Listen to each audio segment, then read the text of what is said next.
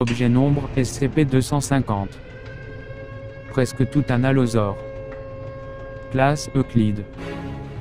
Procédure de confinement spécial. SCP-250 doit être confiné dans un enclos de 50 mètres par 50 simulant un terrain typique de prairie avec mur en acier renforcé de 15 mètres de hauteur par 1 mètre d'épaisseur. La température à l'intérieur de l'enclos doit rester entre 20 et 28 degrés Celsius le jour et la nuit entre 10 et 14 degrés Celsius avec un niveau d'humidité ne dépassant pas les 8%. Ces mesures servent à s'assurer que le comportement de SCP-250 reste prévisible en règle générale ainsi qu'à maintenir l'intégrité physique des éléments qui composent SCP-250. La végétation à l'intérieur de l'enclos doit être entretenue de manière hebdomadaire. Se reporter au document 250 MB 40 vu pour plus de détails. Bien que SCP-250 n'ait pas physiquement besoin de se nourrir, un porc adulte doit lui être amené tous les 2 jours afin de réguler son comportement agressif et son instinct de prédateur.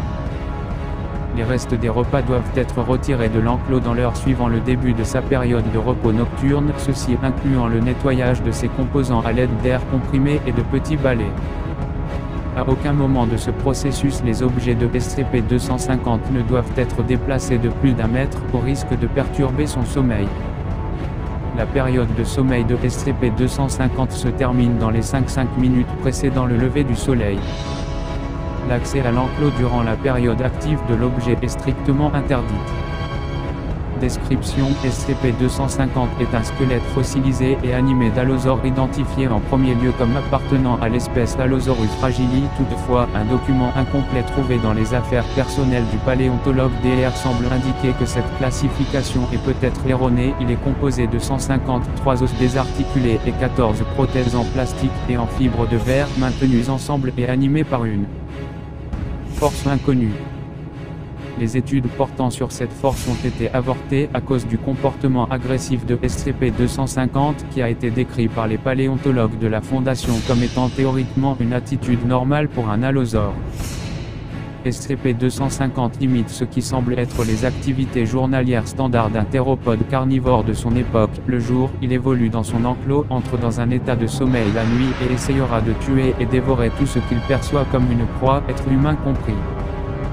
Son absence d'organes internes ne semble pas affecter son comportement de quelque manière que ce soit, excepté le fait que les restes des proies qu'il consomme tomberont inévitablement au travers des trous de son crâne, son cou et sa cage thoracique.